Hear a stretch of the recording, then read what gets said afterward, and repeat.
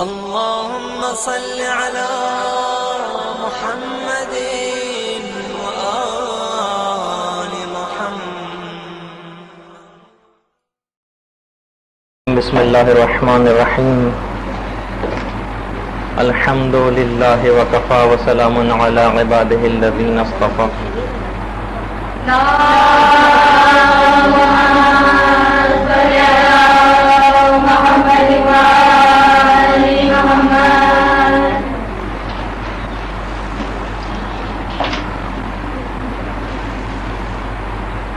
الحمدللہ.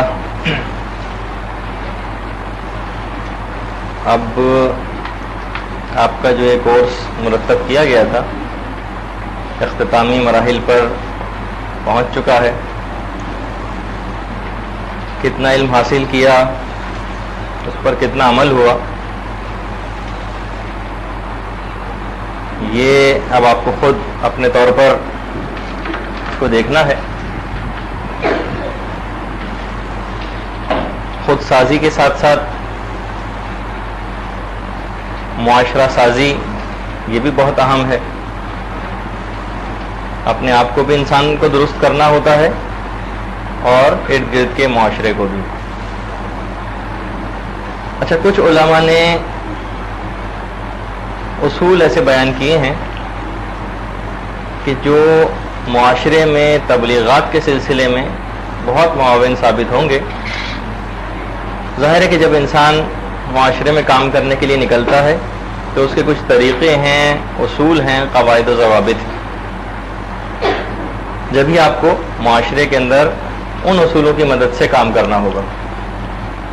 سب سے پہلا نقطہ اس سلسلے میں یہ عرض کرنا ہے کہ یہ بات یاد رکھیے کہ بے عمل واعظ کی تقریر قطعی طور پر غیر مؤثر ہوتی ہے، اس کا کوئی نتیجہ نہیں نکلتا. تو جس موضوع پر بھی، یہ سمجھے پہلا نقطہ ہے جو بڑے علماء نے اپنی کتابوں کے اندر لکھا ہے کہ جو شخص بھی چاہتا ہے کہ معاشرے کے اندر یہ تبدیلی رونما ہو جائے، پہلے اپنی ذات کے اندر اس کو تبدیلی لانا ہوگی.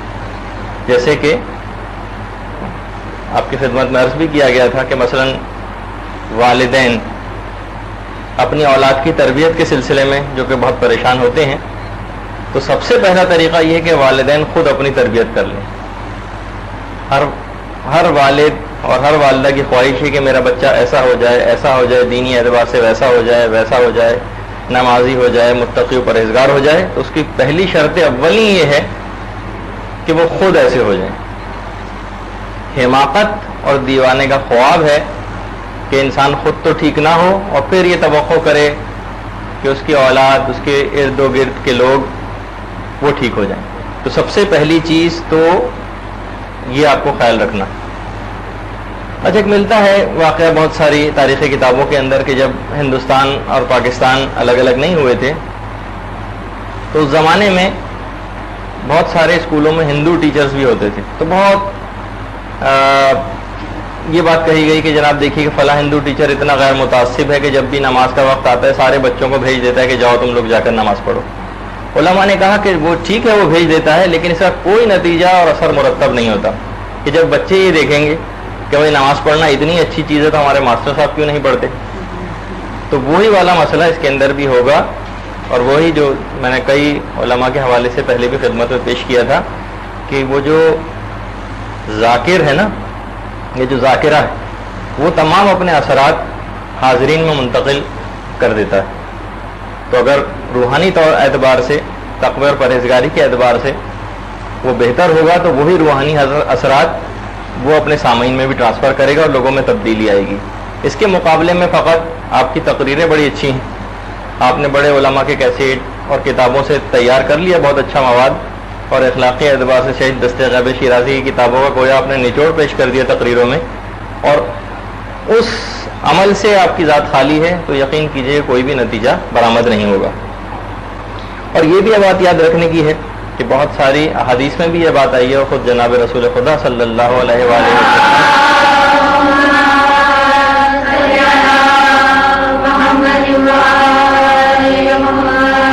فرماتے ہیں کہ اگر کسی شخص کا ارادہ یہ ہے کہ وہ اپنے علم سے لوگوں کے قلوب کو مسخر کرے گا تو وہ بات یاد رکھے کہ اس کا کوئی واجب اور کوئی مستحب عمل قبول نہ کیا جائے گا.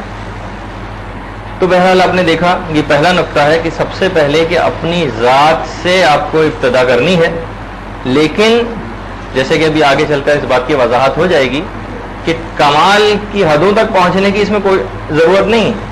بس آپ نے اس سلسلے کا آغاز کر دیا اور آپ اپنی برائیوں کی طرف متوجہ ہیں اور اس کی اصلاح کی کوششیں کر رہی ہیں تو ساتھ ساتھ معاشرہ سازی کا کام شروع کر دینا ہوگا. ورنہ اپنی ذات سے اطمینان حاصل کرنا یہ بہت مشکل ہے اور یہ شاید ساری زندگی نہ ہو سکے اور نہ یہ ہونا چاہیے. دوسرا نقطہ یہ بھی آپ چاہیں تو اس کو لکھتی جائیے کہ سب سے پہلے تو کہ جو بھی آپ کو معاشرے کے اندر کام کرنا ہے اس کو سب سے پہلے خود عمل کرنا ہے. دوسری چیز یہ ہے کہ دیکھیے تبلیغ جو ہے نا اس کی کئی اقسام.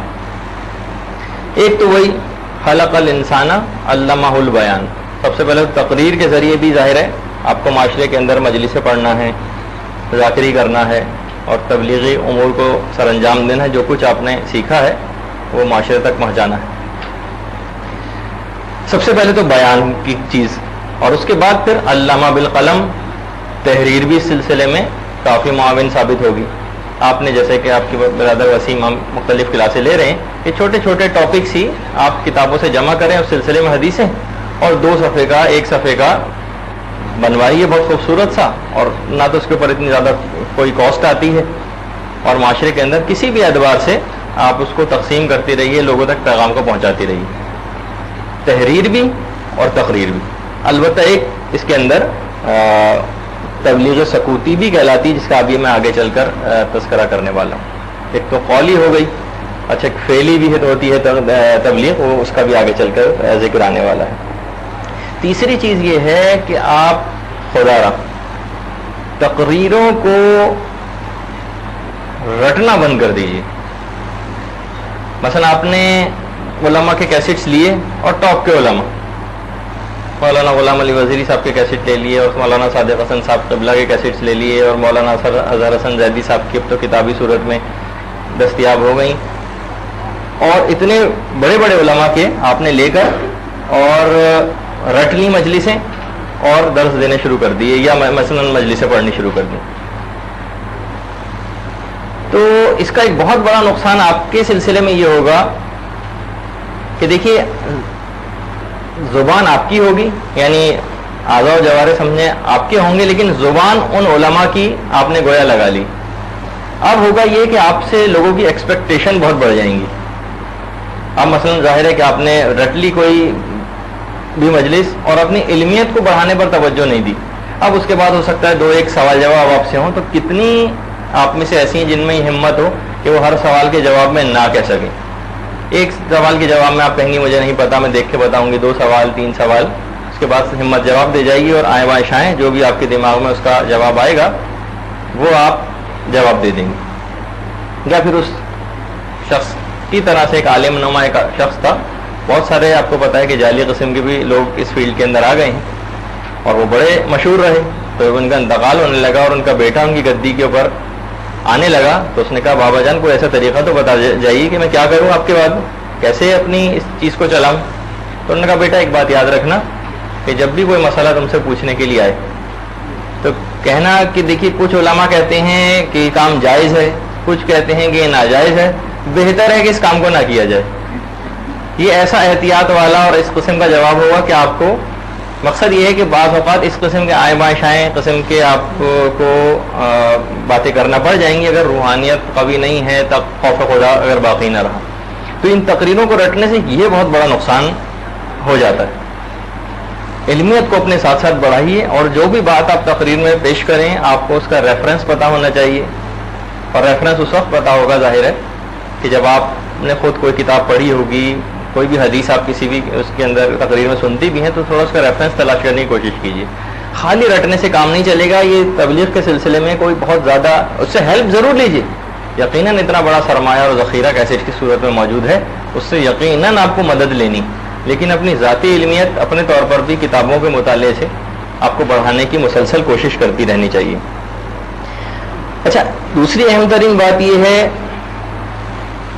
کہ وہی جیسے کہ ابھی ذکر ہوا، یہ سمجھیں کہ تیسرا یا چوتھا جو بھی نقطہ آپ اس کو قرار دیں، کہ کبھی بھی اصلاح کامل ہونے کا انتظار نہ کریں. یہ اکثر لوگ اور مبلغین بہت زیادہ بعض اوقات مایوس ہو جاتے ہیں کہ بھائی دیکھیے ابھی خود میری ہی اصلاح کہاں ہوئی ہے کہ میں معاشرے کی اصلاح کرتا پھروں. اور اس طرح سے شیطان ان کو جو تھوڑا بہت وہ کام کر بھی رہے ہوتے ہیں اس کام کو کرنے سے روک دیتا ہے. اچھا، پچھلے علماء کا ایک طریقہ کار تھا، اب تو پتہ نہیں اب ایسا نظر نہیں آتا کہ علماء عام طور پر اپنے اس شاگرد کو یا مدرسے کے طالب علم کو وعظ اور نصیحت کرنے کی اجازت دے دیتے تھے یا دروس دینے کی جو حیا ہوتا تھا. تو اس کا ایک فائدہ یہ ہوتا تھا کہ اگر وہ خود اس چیز کے اوپر عمل پیرا نہیں ہے تو وہ بہت جلدی اپنی اصلاح بھی کر لے، اور اگر اصلاح نہ کر سکے تو پھر وہ درس دینا ہی بند کر دے گا اور اس پہ عمل درآمد نہیں کرے گا. یعنی یا تو اپنے آپ کو گناہوں سے بچا لے گا، بہرحال درس دینا ہی بند کر دے گا. تو اصلاح کامل ہونے کا انتظار یہ نہ کریں. اور بعض اوقات آپ کو ایسا شیطان اپنے دام میں پھنسا لیتا ہے اور آپ کو کام کرنے ہی سے روک دیتا ہے. تو یہ بات دماغ میں رکھیے گا، کام مسلسل کرتی جائیے اور اپنی نیت کی اصلاح کرتی جائیے گا. اچھا دیکھیے، ایک اور بھی بات ہے نا کہ لوگ بعض اوقات یہ بھی کرتے ہیں کہ بھائی ہمارے جو بھی ہم کام کر رہے ہیں اس کا نتیجہ ہی کہاں نکل رہا ہے. ایک پوائنٹ یہ بھی ہے تبلیغ کے سلسلے میں، وہ آپ کو یاد رکھنا ہے.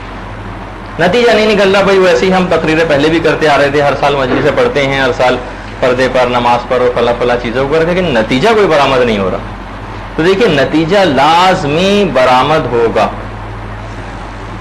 جس طریقے سے اگر کسی شخص کو کوئی بخار ہو جائے تو کیا وہ یہ سوچ کر کہ بھائی کیا فائدہ اگر میں بخار کا علاج کر بھی لوں گا تو سال 6 مہینے میں تو دوبارہ ہی بیمار پڑ جاؤں گا، تو ابھی علاج کیوں کروں؟ تو اس کا جواب بھی یقیناً یہ ہوگا اگر بیمار پڑ جاؤں گا تو دوبارہ علاج کر لوں گا، اس بعد میں آنے والی بیماری کی وجہ سے ابھی کا علاج اس کو کیوں میں ترک کروں. تو بالکل یہی مسئلہ تبلیغات کے سلسلے میں بھی، کبھی بھی ملول خاطر نہ ہو اگر تبلیغات کا بظاہر کوئی نتیجہ نہ نکل رہا ہو. یہ بہت اہم ترین چیز ہے. اور بہت سارے لوگ کہتے ہیں کہ بھائی کوئی فائدہ نہیں، قوم اتنی بگڑ چکی ہے اور اس کا کوئی نتیجہ برآمد نہیں ہو رہا، کوئی کام کرنے کا فائدہ نہیں ہے، اور ہر وقت لوگوں کی برائیاں اور مذمت. یقیناً معاشرہ خراب ہو رہا ہے، لیکن اس کے باوجود بھی کام کرنے کا دیکھیے مزہ بھی پھر اسی کے اندر وہ جو کہ اکثر علماء نے مختلف اپنی تقریروں میں واقعہ بھی سناتے ہیں کہ افریقہ ایک جوتے بنانے والی کمپنی نے، وہ سنا ہوا ہوگا یقیناً آپ نے، 2 سیلز مین بھیجے. ایک سیلز مین کا تو ایک ہفتے میں وہاں سے تار آ گیا یا فیکس آ گیا، آج کے دور میں یہ ای میل آ گیا کہ بھائی یہاں پر تو مجھے فوراً واپس بلا لیجیے، تو جوتوں یا تو کوئی شخص جوتے ہی نہیں پہنتا، یہاں تو کام کرنے کی جگہ ہی نہیں، مارکیٹ ہی نہیں ہے. اور ایک دوسرا سیلز مین تھا، اس کا جواب یہ آیا کہ آپ نے مجھے 6 مہینے کے لیے بھیجا ہے، لیکن کم سے کم 1 سال کا مجھے ٹائم دیا جائے، تو یہاں تو اتنی بڑی مارکیٹ ہے، کوئی شخص جوتے نہیں پہنتا، یہاں تو ذرا سا اگر انٹروڈیوس کرا دیا جائے تو سارے لوگ جوتے خرید لیں گے. تو بس یہی والا معاملہ آپ کو بھی رکھنا ہے. تبلیغات کا مزہ کیا مثلا قوم یا نجفی کے اندر آپ کو آئے گا؟ تبلیغات کا اصل مزہ، اس جتنا برا ماحول ہے تبلیغ کا مزہ اتنا ہی زیادہ ہے، اس کا اتنا ہی ثواب کمانے کے مواقع اس کے اندر زیادہ ہیں. تو کبھی بھی لوگوں کی حالت کو دیکھ کر، معاشرے کی حالت کو دیکھ کر کبھی بھی دل برداشتہ نہ ہو، اور کوئی نتیجہ اگر نہ بھی نکل رہا ہو تو کوئی فکر کی بات نہیں. اچھا، دوسری بات ایک بار اور یاد رکھیے کہ جس کا میں نے ایک دفعہ پہلے بھی آپ سے ذکر کیا تھا کہ دیکھیے یہ جو بھی چیز آپ اپنی تقریروں میں بیان کریں گی، مجالس کے اندر جو مضامین آپ لے کر آئیں گی، یہ یقیناً فائدہ پہنچاتے ہیں چاہے بظاہر آپ کو نظر نہ آ رہا ہو. اور اس کی علماء نے ایک مثال دی ہے، جس طریقے سے کھانا اگر آپ نے 1 ہفتہ پہلے کھایا ہے تو ہو سکتا ہے کہ آپ کو یاد بھی نہ ہو کہ دوپہر میں آپ نے کیا کھایا تھا آج سے ٹھیک 1 ہفتہ پہلے، لیکن وہ کھانا آپ کے جسم میں جا کر جتنی توانائی آپ کے جسم کو پہنچانی تھی وہ پہنچا چکا اور سارے کام کر چکا ہے. اسی طریقے سے جو بھی درس یا تبلیغ آپ اپنی جاری رکھیں گی تو وہ لوگوں کی روحانیت کو جتنی طاقت پہنچانی چاہیے تھی وہ پہنچا چکے گی، بس جتنا کام اسے کرنا تھا وہ کر جائے گی. تو اس کی آپ چاہے آپ کو بظاہر ظاہر آپ لوگوں کے دلوں کے اندر نہیں جھانک سکتی ہیں، ان کی زندگی میں اس کی کیا تبدیلی آ رہی ہے، تو بس آپ کا کام پیغام پہنچا دینا. نتیجے وتیجے کی بہت زیادہ پرواہ نہیں کرنا ہے، بس یہ آپ کو ایک چیز بات یاد رکھنی. اچھا، پھر اس کے اندر ایک اہم پہلو یہ اور بھی ہے کہ یہ بھی بات آپ کو یاد رکھنی ہے کہ دیکھیے اثر پذیری کے لیے مضامین کی تکرار بہت ضروری ہے. لوگوں کو میں نے اکثر دیکھا ہے کہ خواتین کو کہ بھائی کوئی اور ٹاپک، کوئی نیا ٹاپک بتائیے، عورتیں بس وہی نماز، پردہ، اس کے اوپر سن سن کے بہت عاجز آ گئی. تو دیکھیے جب تک مرض باقی رہتا ہے جب تک دوا دی جاتی رہتی.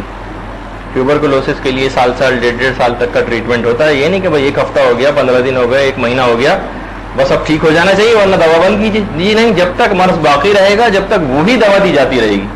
یا یہ نہیں آپ کہیں گے کہ بھائی یہ لال رنگ کی اور پیلے رنگ کی اور نیلے رنگ کی جو دوا ٹی بی کے لیے دی جا رہی ہے، مریض اس کا رنگ دیکھ دیکھ کے اکتا گیا، کوئی نئے رنگ کی دوا دی جائے، یہ بھی نہیں ہوگا. بھائی جیسا مرض ہے اس کی ویسی ہی دوا اور اتنی جتنے دن تک ضرورت ہوگی وہی دی جاتی رہے گی. تو بالکل روحانی امراض کے سلسلے میں بھی یہی فارمولہ ہے. مضامین کی تکرار بہت زیادہ ضروری ہے. وذکر ان الذکر تنفع المؤمنین، قرآن کی آیت ہے. رسول پیغام پہنچا دیجیے، آپ ذکر کر دیجیے، کیونکہ صاحبان ایمان کے سامنے ان تمام خدائی احکامات کا ذکر کرنا لوگوں کو فائدہ پہنچاتا ہے. اچھا دیکھیے قرآن کی آیت ہے، جب خدا نے کہہ دیا کہ ذکر کرنا فائدہ پہنچاتا ہے تو بس ہم کہنے والے کون ہوتے ہیں کہ ان چیزوں کا کوئی نتیجہ برآمد نہیں ہوتا، ان کا کوئی فائدہ نہیں. پروردگار عالم کہہ رہا ہے کہ پہنچا دیجیے خدائی احکامات کو، کہ ان کا پہنچا دینا فائدہ پہنچاتا ہے. تو یہ بات آپ کو خاص طور پر رکھنی ہے. اور وہ علم کے سلسلے میں بھی ہے. آپ کو ایک ہی چیز کے متعلق، جیسے کہ اکثر ہوتا ہے کہ بھائی ہمارے پاس بہت سی تحریری تجاویز بھی آئیں کہ بہت سے مضامین جو ہیں وہ ریپیٹ ہو جاتے ہیں. تو آپ کو کیا نقصان ہے اس سے ریویژن یعنی ریپیٹ ہونے سے؟ یا مثلاً یہ کہ کئی علماء اگر آپ کو ایک ہی مضمون اگر پڑھا بھی دیں تو کوئی نقصان کی بات نہیں. العلم حرف و تکرار و الف. علم ایک حرف ہے جو کہ تکرار کرنے سے اور بار بار اس کو بتانے سے وہ 1000 بن جاتا ہے. تو بہرحال اس میں کوئی ایسے مضایقے کی بات نہیں. اور بہت سے آپ کے جو سلیبس ہے جو ایڈوانس کلاس کا وہ بھی اب تیار ہو گیا ہے، اور اس میں بھی آپ دیکھیں گے کہ بہت سے مضامین ایسے ہیں جو 6-6 7-7 ٹیچرز کو ہم نے ایک ہی مضمون دیا ہے. وہ اپنے اپنے اینگل سے، خاص طور پر یہ ذاکری کے سلسلے میں جو فنی نکات ہیں، ہر شخص اپنے اینگل سے پڑھائے گا، اپنے اعتبار سے نکات دے گا. ایک شخص کی تو عقل ظاہر ہے کہ محدود ہوتی ہے، آپ کو کئی لوگوں سے استفادہ کرنے کو ملے گا تو آپ کو یقیناً اس میں زیادہ بات سمجھ آئے گی. اچھا اب دیکھیے ایک اور چیز کہ ہمیشہ جو درس دینے والے ہیں اور درس کو سننے والے ہیں، دونوں کی نیت اصلاح کی ہونی چاہیے. اچھا اب دیکھیے بعض اوقات یہ بھی ہوتا ہے کہ آپ کو کوئی ایسی یعنی دوا آپ کو مثلا دینی ہے کسی مرض کی، تو ٹھیک ہے اگر مثلا بہت کڑوی کسیلی بھی بات آپ کو کہنی ہے تو آپ اسے شوگر کوٹڈ کر کے کہہ سکتی، لیکن اتنی اس کے اندر شوگر نہ ہو کہ اس میں سبسٹینس ہی ختم ہو جائے، یعنی دوا کا اثر ہی زائل ہو جائے. مقصد یہ ہے کہ آپ کو ایسی تقریریں تیار کرنی کہ دیکھیں کہ معاشرے کے اندر ضرورت کن کن چیزوں کی، جتنی جو چیزوں کی ضرورت ہو اس کے اندر. مثلا ایک ظاہر ہے کہ آپ کو چلیں اس بات کا بھی آپ کو خیال رکھنے لگے کہ لوگ کون سی تقریریں پسند کرتے ہیں. مثلا فضائل ائمہ کی تقریریں اگر پسند کرتے ہیں تو فضائل ائمہ میں ظاہر ہے کہ خیبر و خندقی تو نہیں، ان کی عبادات، ان کے اخلاق، ان کے طور طریقے جو ائمہ کے تھے وہ بھی آپ اپنی تقریروں میں پیش کریں، یہ بھی پیش کریں. اور مثلا کوئی اور چیز بھی آپ بیان کرنا چاہ رہی ہیں اس کے ساتھ ساتھ کو آپ کو تقریر کو ایسا بنانا ہے کہ جس کے اندر لوگوں کی ضرورت کی بہت ساری چیزیں آ جائیں. یعنی اس کو شوگر کوٹڈ بھی آپ کر دیں، لیکن اتنی شوگر کوٹڈ نہیں کرنی کہ وہ سبسٹینس ہی ختم ہو جائے اس کے اندر سے، جیسے کہ اکثر جگہوں پہ ہوتا ہے کہ بس وہ شوگر ہی شوگر ہے، باقی کوئی دوا اندر نہیں ہے. تو یہ آپ کو خاص طور پر خیال رکھنا ہے. اچھا ایک چیز اور جو علماء نے اس سلسلے میں پیش کی ہے کہ واعظین جو ہیں، جو درس دینے والے ہیں، وہ ہر وقت بس نئے نئے نقطوں کی تلاش میں نہ رہیں، بس مضمون آفرینی اور نئے نئے نقطے. بس اکثر کو ہم نے دیکھا ہے کہ جو بھی اس لائن میں آتے ہیں بس وہ مختلف کتابیں کھنگال رہے ہیں کہ بس ایسے نقطے تلاش کریں کہ جس سے واہ واہ ہو جائے. دیکھیے ویسے تو جملہ ہے کہ کل جدید لذیذ، ہر جدید چیز بڑی لذیذ ہوتی. لوگ جب بھی جدید نئے سے نئے نقطے جو لوگوں نے پہلے کبھی نہ سنے ہوں. دیکھیے ہر جدید چیز ہمیشہ مطلوب نہیں ہوتی، یعنی اگر پرانی چیز بھی موقع کی مناسبت سے ہو تو وہی مطلوب ہوتی. مثلا بارش ہر سال ہوتی، لیکن جب بھی ہوتی ہے اور موقع پر ہوتی ہے اور سب گرمی پڑ رہی ہے اور بارش ہو گئی، اس کا موقع پر ہونا مطلوب ہوتا ہے. کھانا آپ روز کھاتے ہیں، جب بھوک لگی ہے اس وقت کھانا آ جائے، دیکھا جائے تو یہ وہی کھانا ہے، وہی بریانی آپ ہزاروں دفعہ پہلے بھی کھا چکی ہیں اور وہی آپ کے سامنے پھر آ گئی، ٹھیک ہے نا. تو موقع پر ہونا مطلوب ہے. جب تک مرض برقرار رہے گا، جب تک وہی چیزیں آپ کو دہراتی بھی رہنا پڑیں گی، ٹھیک ہے، اور مضامین بھی لے کر آئیے یقیناً، لیکن بس یہ نہ ہو کہ بس نکتہ آفرینیوں کی تلاشی ہو، نئی سے نئی باتیں ہی آپ تلاش کرتی رہ جائیں، اور جو بہت سارے سامنے کی چیزیں ہوتی ہیں وہ انسان بعض اوقات بھول جاتا ہے. اچھا، پھر یہ جو میرے ہاتھ میں ایک فہرست بھی ہے ان علماء کے ارشادات کی، جو مختلف کتابوں سے جو تبلیغات کے سلسلے میں علماء نے نقل کی ہیں، میں آپ کے سامنے انہیں کی وضاحت کر رہا ہوں کہ دیکھیے اہلیت اور علمیت ضرور پیدا کرنا ہے، یہ بار بار اس کا تذکرہ آ رہا ہے. ایک حدیث بھی ہے جناب رسول خدا صلی اللہ علیہ وآلہ وسلم کی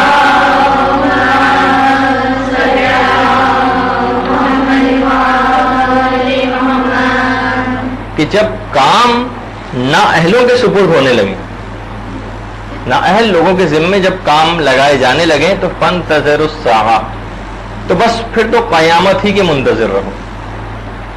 تو ایسا نہ ہو کہ خدا نہ خواستہ معاشرے میں انسان کام کرنے نکل آئے اور نہ کام کرنے کا طریقہ پتہ ہے، اور مثلاً براہ راست ایسے ہی آپ نے شروع کر دی گفتگو کرنا کہ جو معاشرے میں فساد، دنگا اور اس کا باعث بن جائے.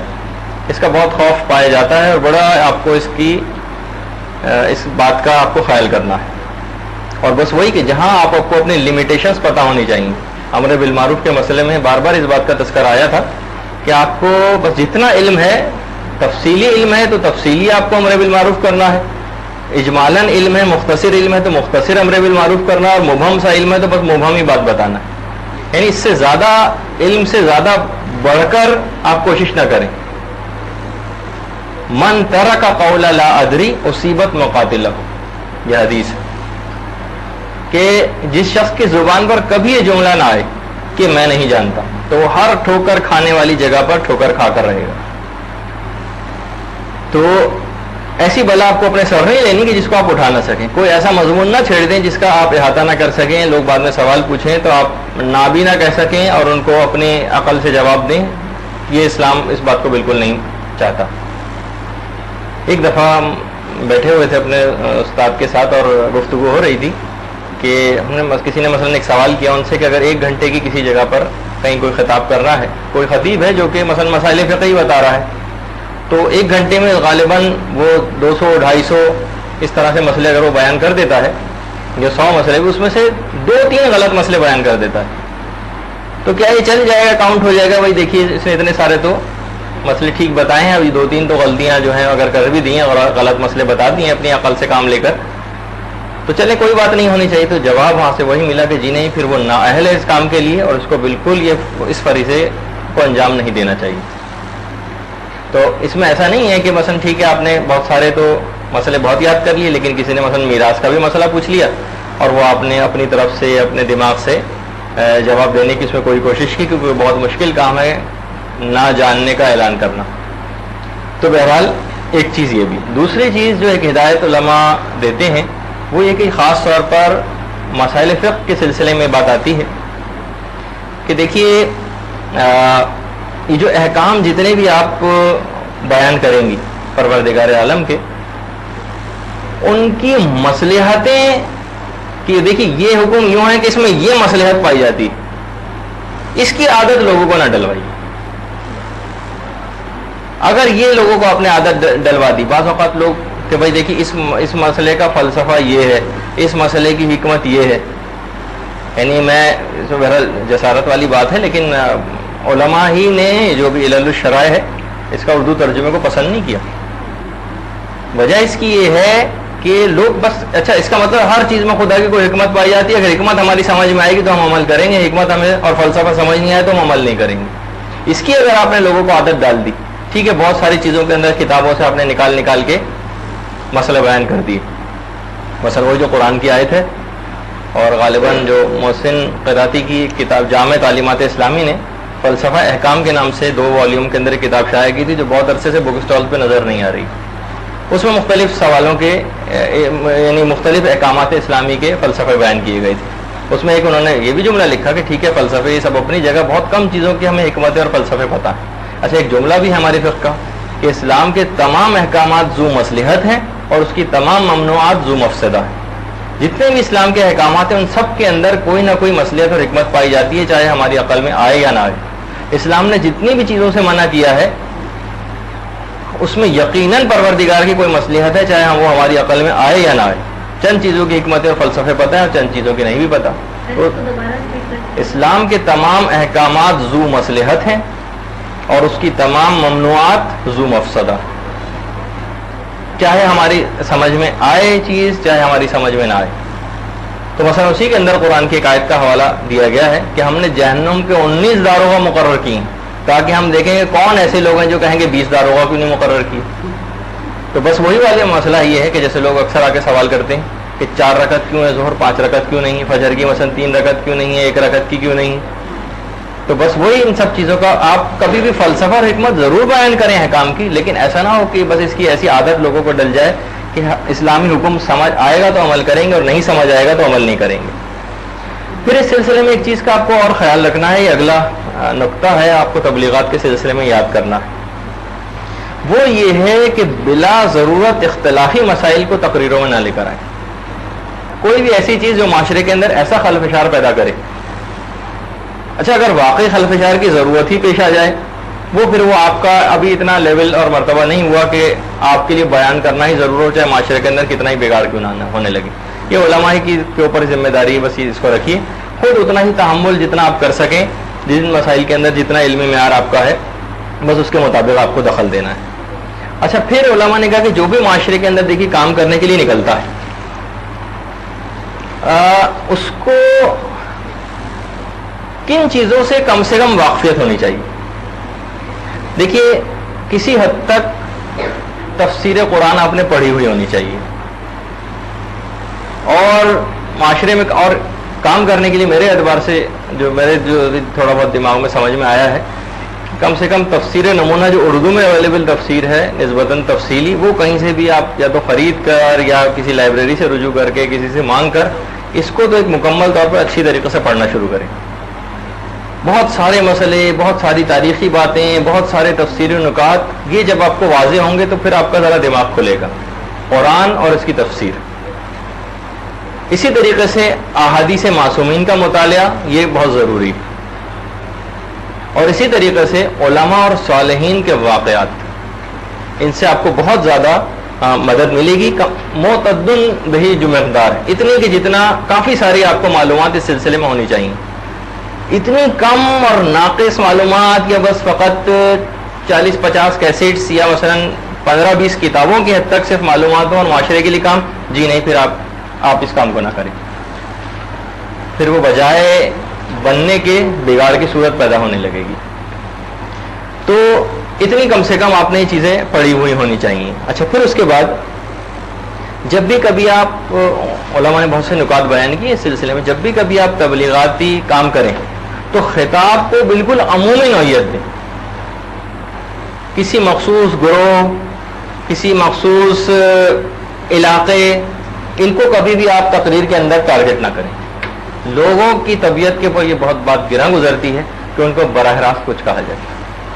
تو عمومی خطاب کریں بالکل کہ آج کل ہم لوگوں کی حالت یہ ہو گئی ہے، بلکہ اپنے اوپر ہم کا ہی لفظ استعمال ہونا چاہیے. آپ لوگ ایسا کرنے لگے ہیں اور آپ کے اندر یہ خرابیاں ہو گئی ہیں، یہ بالکل نہیں ہونا چاہیے. خطاب کو بالکل عمومی نوعیت کا ہو. اچھا دوسری چیز یہ علماء کا یہ کہنا ہے کہ دیکھیے، اب میں جملہ بھی وہی استعمال کر دوں جو کہ ایک عالم نے لکھا ہے کہ لوگوں کو اسلام کا حیضہ نہ کروائیے، ایسا تقویٰ نہ بتائیے جو کسی سے ہو ہی نہ سکے. اب بہت اس کی مثالیں ہیں. اب لوگ ایسے لوگ باتیں اپنی تقریروں کے اندر مثلا تقویٰ کو بیان کرنے کو آئے تو ایسے حوالے دیے کہ جناب فلاں عالم تو مال حرام کے سلسلے میں اتنے محتاط تھے کہ ساری زندگی مثلا صرف جو ہی کھاتے رہے. وہ بشر حافی کا واقعہ آپ نے مثلا پیش کیا کہ اس نے ایسی توبہ کی کہ ساری زندگی جوتے ہی نہیں پہنے. تو لوگوں کے دل میں ان چیزوں سے مایوسی پیدا ہوتی کہ بھائی یہ جو کھانا اور یہ مثلا ساری زندگی ننگے پاؤں رہنا یہ تو ہم سے ممکن نہیں. یعنی یہ واقعات ضرور پڑھیں لیکن ایسا نہ ہو کہ تقوی کے ایسے بلند معیارات آپ بتاتے رہے جس تک لوگ نہ پہنچ سکے، انہوں نے مایوسی پیدا ہونے لگی. لوگوں کی حالت کو دیکھیے، بعض اوقات پروردگار عالم بھی اپنے رحم و کرم سے ہر شخص کے مطابق سلوک کرے گا قیامت کے دن. کس کی کتنی صلاحیت تھی، کتنی اس میں استعداد تھی، کتنی وہ روحانی تقوی پیدا کر سکتا تھا، یقیناً اس کے مطابق. جب یہ کہا جاتا ہے نا کہ علماء اور جاننے والوں کی پکڑ وہ زیادہ ہوتی، ان کی غلطیوں کی پرسش زیادہ ہوگی، اور وہ اپنی غلطیوں پہ جلدی متنبع بھی ہو جاتے ہیں بنسبت جاہل عوام کے. تو بہرحال اچھا، پھر ایک اور بات یہ بھی بڑی اہم ہے کہ بہت دقیق بحثوں سے اجتناب کریں. دیکھیے بہت دقیق بحثیں جو ہوتی ہیں، مثلا آپ نے شروع کر دیے بہت سے میراث کے مسئلے ایسے ڈسکس کرنے شروع کر دی جن کا آپ اگر احاطہ کر بھی سکیں لیکن لوگ اس کو ہضم نہ کر سکیں، لوگ اس کو ہضم نہ کر سکیں. تو بہرحال بہت دقیق قسم کی بحثیں وہ اپنی تقریر میں نہ لے کر آئیں. اچھا، کسی بھی مجمل کلام جو یعنی بہت مختصر سا، یعنی اتنا مبہم آپ نے پیش کیا کہ لوگوں تک بات واضح نہیں اور لوگ غلط فہمیاں لے کے اٹھیں، ایسے بھی کسی موضوع کا آپ انتخاب نہ کریں. نہ تو زیادہ دقیق بحثیں ہوں کہ آپ نے تو ظاہر ہے کہ آپ کے نزدیک وہ مسئلہ حل ہو گیا، لیکن مسئلہ حل ہونے کے بعد لیکن آپ لوگوں تک بھی ڈیلیور کر سکیں نہیں. آپ نے ڈیلیور تو لوگوں تک کر دیا، لیکن کتنے لوگ ہیں جو اس کو صحیح طور پر لے کر اٹھیں گے. تو بہرحال اس کے اندر یہ آپ کو رکھنا ہے کہ بعض اوقات بہت ساری خواتین اپنی مجالس کے اندر فقط بہت دیر تک صرف مسائل فقہ بیان کرتی. مجالس کے اندر کیونکہ بالکل عمومی نوعیت کی عمومی طرح مجلس ہوتی ہیں، لوگ اتنے زیادہ مسائل فقہ ہضم نہیں کر پاتے. مسائل کے اندر مجالس کے اندر بہت کم مسائل فقہ کو، یعنی بہت اس کی مقدار بہت کم رکھی، اور دیگر چیزوں کی طرف اور لوگوں کے علمی معیار کو ویسا بلند کرنے کے لیے ان کو شوق دلانے والی باتیں وہ زیادہ ہوں. اچھا، اب یہ بھی ایک بات اہم ہے کہ اہم اور پیچیدہ باتوں کی طرف وہ اپنی تقریر میں بیان کرنے سے پہلے آپ کو بہت اہم اور بنیادی باتیں ضرور پیش کر دینی. مثلا بیان کر رہی ہیں آپ مسائل فقہ، لیکن کسی کو اور اس میں لفظ آ رہے ہیں اشکال اور احتیاط واجب اور فلاں چیز، تو کبھی بھی کوئی ایسی چیز بیان کرنی ہو تو کچھ نہ کچھ اس کا آپ ایسا ضرور حل کریں کچھ بنیادی باتوں کو، تاکہ لوگ آپ کی بات کو سمجھ سکیں. ورنہ ایک ایسا ملمہ بن جائے گی وہ مجلس کہ وہ نہ وہ کسی کے سمجھ آئے گا. آپ نے تو 1 گھنٹہ پڑھ کے آپ ادھر آئیں گے، لیکن جو آپ کرنا چاہ رہی تھی وہ کچھ نہیں ہو سکے گا. اچھا، اب ایک بات اور آپ کو یاد رکھنا ہے، وہ یہ کہ جب بھی آپ کبھی ائمہ کے فضائل پڑھیں تو اس کے اندر ایسا کوئی ان کا کمپیریزن دیگر انبیاء سے نہ کریں جس سے ان انبیاء کی توہین ہوتی. یہ اکثر واعظین تو اکثر ذاکرات وغیرہ کے اندر دیکھا گیا ہے کہ مثلا کمپیئر کر رہے ہیں، دیکھیے ہمارے ائمہ کی شان ہے جبکہ حضرت موسیٰ تو مثلا ایسے تھے. یہ اس قسم کا کوئی بھی کہ جس سے ان کی کوئی توہین لازم آتی، ایسا کوئی ظاہر ہے کہ وہ انبیاء خدا کے برگزیدہ انبیاء وہ سارے کے سارے واجب الاحترام، اور خود جیسے کہ اکثر ایک شاعر نے تو یہاں تک، شعر تو مجھے یاد نہیں ہے لیکن بہرحال ایسا ہی انہوں نے کچھ کہا تھا کہ حضرت یعقوب کی جو آنکھ ہے، یعنی جب میں رسول خدا کے لیے یا امام کے لیے مدح لکھنے جاتا ہوں جو اس میں انک کی ضرورت پیش آتی ہے سیاہی کی، تو سیاہی کو حل کرنے کے لیے جس کھرل کی ضرورت ہوتی ہے وہ حضرت یعقوب کی آنکھ میں چاہتا ہوں کہ جس میں حل کر کے. تو اب اس قسم کا مجھے شعر تو یاد نہیں، بڑا عجیب و غریب سا، تو وہ یہ چاہتے تھے کہ حضرت یعقوب کی آنکھ کو انک کے لیے جو کنٹینر چاہیے ہوتا ہے کہ بہرحال اس کے اندر میں ڈبو کے اور وہ ان سے مدح لکھوں. تو بہرحال اب یہ اس قسم کے، اب خود جناب رسول خدا کے سامنے اور حضرت یعقوب بھی اس وقت موجود ہوں تو کیا یہ چیز پیش کی جا سکے گی؟ کبھی رسول خدا نہیں چاہیں گے کہ اس قسم کی بات جو ان کی جس میں ان کی توہین کا پہلو نکلتا ہے جو بظاہر آپ ائمہ رسول خدا کی فضیلت کے لیے بیان کرنا چاہ رہی تھی. اچھا، پھر ایک اور چیز اور بھی ہے، یہ بھی آپ کے لیے نقطہ اہم ہے کہ دونوں چیزیں ہونی چاہیے، ترغیب بھی ہونی چاہیے اور ترہیب بھی ہونی چاہیے. یہ دو چیزیں، ترہیب تیرے ہے یہ بے، یعنی ڈرائیں بھی اور انکریج بھی کریں، دونوں چیزیں ہونی چاہیے. کچھ لوگ فقط ڈراتے ہیں اور کچھ لوگ فقط بالکل ہی اس ایکسٹریم کے اوپر لے جاتے ہیں کہ کوئی کسی عمل کی کوئی ضرورت ہی نہیں. یہ دونوں عمل بڑے خطرناک ہے. ترغیب بھی ضروری ہے, ترہیب بھی ضروری ہے. کتنا لوگ کہتے ہیں بھائی آپ کی نماز کچھ نہیں, آپ کا روزہ کچھ نہیں, کون سی نماز آپ پڑھ رہے ہیں, کیسا روزہ ہے, اور یہ کیا آپ نے حج کیا ہے, آپ کی تمام حج فضول ہے, آپ کی تمام عبادات فضول ہے. اور چھوٹی ہے بڑی ہے, کس تیرے گول ہے اور یہ بے.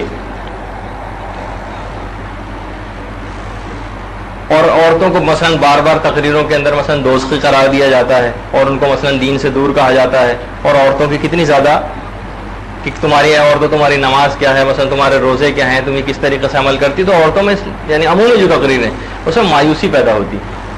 تو دیکھیے اگر کوئی عورت مثلا نماز پڑھ رہی ہے, ٹھیک ہے, وہ اتنی عرفانی یا اتنی ویسی نماز وہ نہیں پڑھ پا رہی ہے, یا عام لوگوں کا لیول اور مرتبہ وہ ہے بھی نہیں, تو دیکھیے رحمت خدا آپ پر اسی وقت متوجہ ہو گئی تھی جب وہ آپ کو نماز کی توفیق دے رہا تھا. تو بہت زیادہ آپ اس چکر میں نہ جائیں کہ بس لوگوں کو اپنے مطابق آپ بہت ہی اعلیٰ کسی دینی مرتبے اور مقام کے اوپر آپ کوشش کھینچ کے, یعنی لوگوں کو وہی, جیسے میں نے ایک دفعہ پہلے مثال دی تھی کہ جو روحانی اعتبار سے قوی اور طاقتور ہوتا ہے, جس طریقے سے مثلا باپ اگر تیز تیز چلتا ہوا اس سے بھی زیادہ تیز جا سکتا ہے, لیکن بچہ اگر اس کی انگلی پکڑ کے چل رہا ہے تو باپ کو سلو ہونا پڑے گا, نہ کہ اس بچے کو تیز رفتاری سے آگے بڑھایا جائے. کہ تقوی کے کبھی بھی اعلیٰ ترین مراتب نہ بتائیں. لا تغلو فی دینکم, لا تغلو دینکم, یعنی یہ بھی بہت ساری روایت کے اندر آیا ہے, خبردار دین کے اندر بھی غلو سے کام نہ لو. یعنی ایسا تقوی نہ آپ لوگوں کو بتائیں کہ خود جناب رسول خدا نے بھی ایسا تقوی یعنی وہ چیز انجام نہیں دی. روایت میں ملتا نہیں کہ کبھی بھی جناب رسول خدا کے سامنے دو امر پیش کیے جاتے تھے تو جناب رسول خدا صلی اللہ علیہ وآلہ وسلم بہت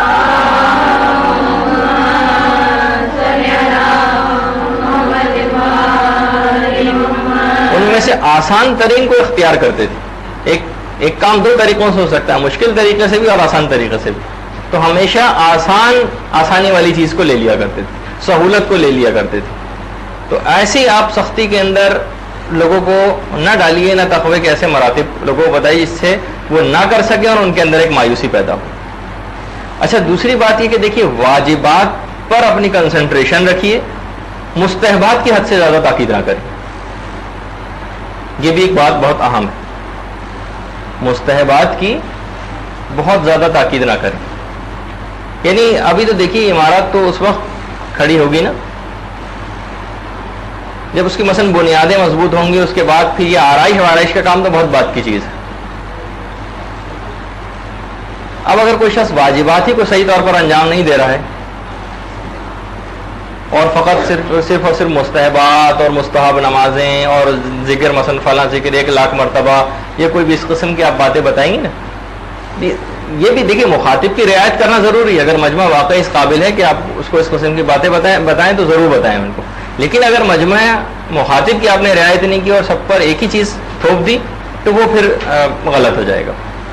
واجبات کے اوپر اپنی کنسنٹریشن اور توجہ زیادہ رکھیں کہ لوگ واجب و حرام کی پابندی کی طرف زیادہ متوجہ ہوں.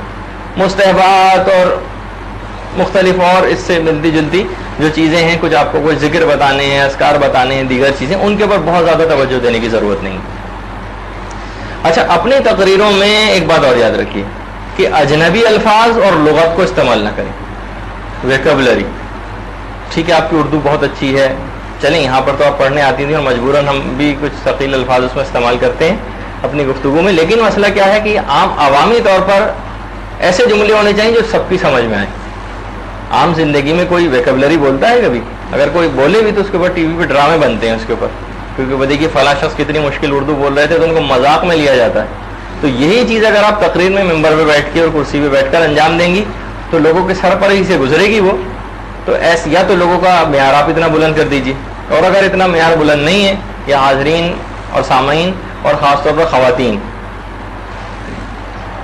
کتب بینی کتنی زیادہ کم ہوتی چلی جا رہی ہے, اس کا بھی ہمیں کل جو ہم نے انٹرویوز لیے اس میں اندازہ ہوا کہ مثلا اس میں جو پوزیشن بھی لے رہی ہیں خواتین ان تک نے شاید 2-3 سے زیادہ کتابیں پوری زندگی میں اب تک نہیں پڑھی. تو یہ اس حد تک اتنا خطرناک حد تک یہ گراف گر چکا ہے جس کو اوپر کرنے کی ضرورت ہے. اچھا پھر ایک اور چیز اور وہ یہ کہ اپنی تقاریر میں بناوٹ اور تصنع کو خدا کے لیے نہ لے کر آئیے. اچھا جب فنی نکات اور باریکیاں بیان ہوں گے تو اس کے اندر ایک علماء نے جنہوں نے بھی تقریر کے موضوع پہ بھی کام کیا کہ تقریر کیسی ہونی چاہیے, اس میں انہوں نے خاص طور پہ چیز کہی ہے مصائب کے لیے میں بناوٹ اور تصنع وہ خاص طور پہ نہ ہو. وہ خیر جب اپنا موقع آئے گا وہ ہم نے ایڈوانس کلاس میں وہ مختلف علماء کو ٹاپک دیا ہے, اپنے ادوارات سے پڑھائیں گے. تو دیکھیے بناوٹ اور مصنوعی پن سے اپنی تقریر کے اندر کام لے رہی ہیں. جس طریقے سے ایک آپ عام گفتگو کرتی ہیں اپنی آواز, اس کے اندر کوئی اپنی آواز کو بدلنے کی یا ویسی کوئی کوشش نہ کریں. اتار چڑھاؤ کی بات الگ ہے, لیکن اگر کوئی جس میں الگ سے ایک بناوٹ کا ایک عنصر ظاہر ہو رہا ہے تو وہ نہیں ہونا چاہیے. آپ نے دیکھا ہے نا جو بچہ کوئی بھی ہوتا ہے اس میں ایک بے ساختگی ہوتی ہے, بناوٹ اور تصنع بالکل نہیں ہوتی, تو ہر شخص کی نگاہ اس کے اوپر پسندیدگی کی پڑتی ہے بچوں کی گفتگو پر. بناوٹ اچھا آپ دیکھیں ان کی مثال ہے بہرحال, جیسے ہمارے ایک عالم ہے کلب صادق صاحب, بالکل ایک عام طور پر گفتگو کرتے ہیں بالکل, اور کسی قسم کا کوئی تصنع اور بناوٹ ان کے اندر نہیں ہے. اور بھی بہت سارے علماء ہیں کہ جن کے اندر ایسا ہی مسئلہ ہے, یعنی بالکل صاف اور سیدھی بات کی جاتی. تو بچے کی پسندیدگی کی وجہ یہ ہے کہ وہ ان سب چیزوں سے دور ہوتا ہے. نہیں اب دیکھیے اب بہت سی چیزوں ایسا ہے جیسے کہ اب انہوں نے ہی کہ یہ جو شروع میں جو اگر کوئی شخص سگریٹ پینی شروع کرتا ہے تو شروع میں بڑے ہی اس کو کڑوی اور بری محسوس ہوتی ہے, لیکن اس کے بعد وہی شخص ایسا چین اسموکر بن جاتا ہے. تو لوگوں کو اصل میں جیسے کہ مثلا کہا جاتا ہے کہ بہت سارے کھانے ایسے جن کا ٹیسٹ ڈیولپ کرنا پڑتا ہے. مثلا جناب کابلی پلاؤ ہے, جیسے اب مثلا افغانی اس کو بہت شوق سے کھاتے ہیں یہاں مختلف ہوٹلوں میں, جو ایک دفعہ پہلی دفعہ کھاتا ہے تو اس کو بالکل سمجھ ہی نہیں آتا, اور 2 3 4 دفعہ اگر کھا لے تو اس کا ٹیسٹ ڈیولپ ہوتا ہے. تو ان چیزوں کا آپ کو ٹیسٹ ڈیولپ کرنا پڑے گا کہ لوگوں کو عادی ہوں. کچھ ظاہر ہے کہ آپ میں سے 15 20 40 50 لوگ اگر معاشرے کے اندر کام کرنے کے لیے نکلیں گے تو لوگوں کے ٹیسٹ میں تبدیلی واقع ہوگی.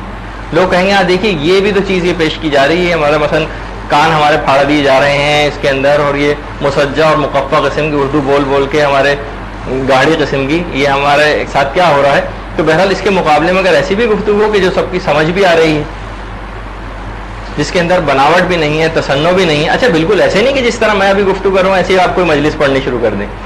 اس کے یقیناً میں نے کہا نا آواز کے اتار چڑھاؤ کی بات الگ ہے, لیکن کسی بھی آوازوں کو بنا کر پیش کرنا یہ اتنا پسندیدہ عمل نہیں ہے. اور جب اس کے نکات اور باریکیاں بیان ہوں گی تو اس وقت آپ دیکھیے گا کہ بہرحال اس میں کیا کیا جائے.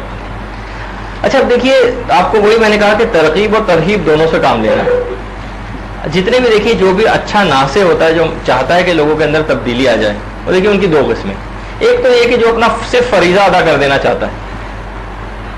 مثلا آپ ایک شخص وہ ہے کہ جس کے سامنے غلط کام ہو رہا ہے, صرف وہ کہہ دیتا ہے بھائی دیکھیے کام نہ کریں, کام غلط ہے, کہ خاموش ہے بھائی ہم نے تو اپنا فریضہ پورا کر دیا. لیکن جس طریقے سے ایک باپ ہے, اس کا اگر لڑکا اور بیٹا اگر کوئی غلط کام کر رہا ہو تو باپ فقط یہ نہیں کہے گا, مثلا وہ دیکھ رہا ہے کہ چھوٹا بچہ ہے یہ مثلا بجلی کے سوئچ میں گھس رہا ہے, تو وہ یہ نہیں کہے گا بھائی دیکھو بیٹا اگر تم نے اگر اس کے اندر انگلی لگائی تو تمہیں کرنٹ لگے گا, تمہارے ساتھ یہ ہو سکتا ہے, تم مر بھی سکتے ہو, یہ کہہ کے بس کہ میں نے تو اپنا فریضہ ادا کر دیا. وہ پوری کوشش کرے گا, اس کی توجہ کو بٹانے کی کوشش کرے گا, اسے کسی طرف لے کر آئے گا, اس کو ہو سکتا ہے کہ کچھ لالچ بھی کسی چیز کا دے, اور ہر ممکن کوشش یہ ہوگی کہ اس چیز کی طرف ہی نہ جانے پائے. تو وہی میں نے کہا کہ آپ دونوں طرح کے ناصحین کا کردار ادا کر سکتی ہیں معاشرے کے اندر. ایک تو طریقہ کار یہی ہے کہ فقط لوگوں کو بس آپ نے کہہ دیا, باقی آپ کو کوئی پرواہ نہیں. اور ایک ہے کہ نہیں بالکل مشفق باپ کی طریقے سے کہ کسی طریقے سے لوگوں تک یہ بات نہیں چھوٹ رہی, جہنم میں جا رہے ہیں اپنے اعمال کے ذریعے, تو کس طریقے سے میں ان کو بچانے کی کوشش کروں. نئی ترکیبیں سوچیے, میٹنگز کیجیے, آپس میں مشورہ کیجیے, اور نتیجہ نکلتا ہے. اور وہ خود ہی آپ کچھ دنوں میں بیزار ہو کر, اگر ٹیم نہیں ہے آپ کے پاس, ٹیم ورک نہیں ہے, تو کچھ ہی دنوں میں وہ کام بھی ختم ہو جاتا ہے. اچھا اب دیکھیے جب بھی ظاہر آدمی کام کر رہا ہے نکلتا ہے نا تو اکثر نام تو بہت بڑے بڑے ہو جاتے ہیں, اور جناب شیر پنجاب بھی لوگ ہو جاتے ہیں, اور طوطی ہند بھی, بلبل ہند بھی بن جاتے ہیں, جیسے کہ اکثر تو خالی القابات. اور آپ نے دیکھا ہی ہے اب تو ذاکرات کے لیے بھی بڑے موٹے موٹے قسم کے نام آنے لگے ہیں, اور بلکہ نام بھی پتہ نہیں چلتا کہ اس میں نام کون سا ہے اور لقب کون سا ہے. تو جناب کوئی شمس العلماء ہیں, تو کوئی بلبل ہند ہیں, تو کوئی وہی ویسے میں نے کہا کہ اکثر علماء نے تو بلکہ سے بڑا اعتراض بھی کیا ہے، تاکہ سارے لوگ جو جانور بننے کی فکر میں کیوں ہیں، کوئی شیر پنجاب ہے تو کوئی بلبل ہند ہے، تو بہرحال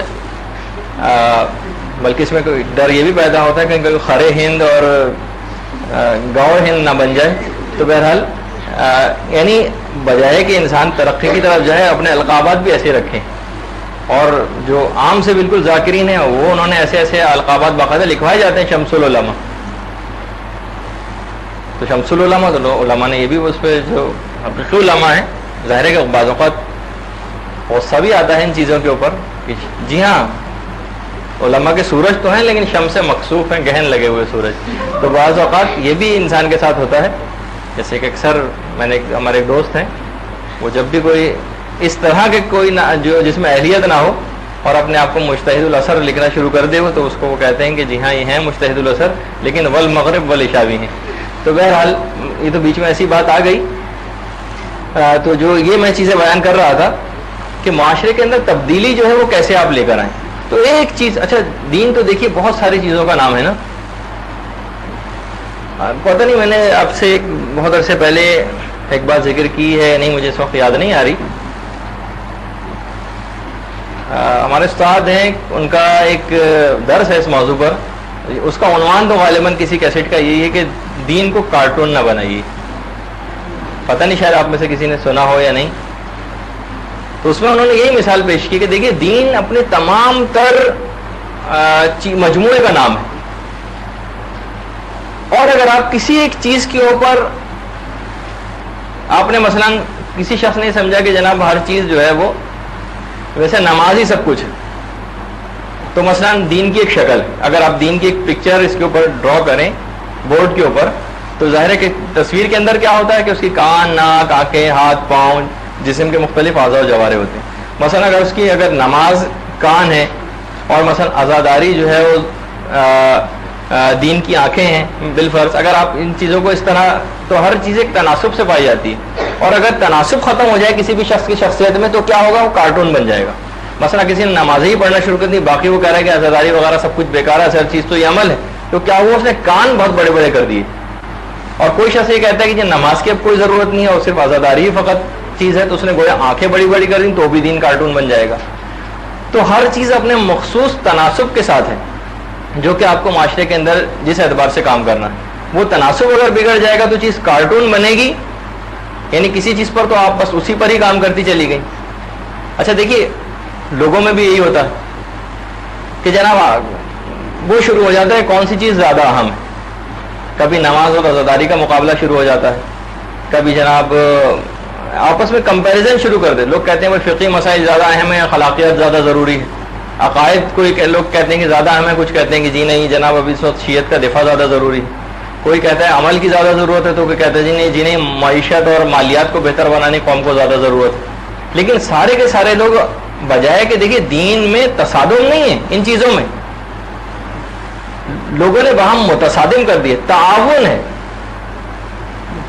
یعنی اگر کوئی شخص فقہی مسائل کے اندر کام زیادہ کر سکتا ہے تو اس کا کام کرے، لیکن وہ یہ کہتا ہے نہیں یہ بقیہ جو اور لوگ کام کر رہے ہیں نا یہ غلط ہے، میں جو ہوں بس فقط وہ ٹھیک کام کر رہا ہوں.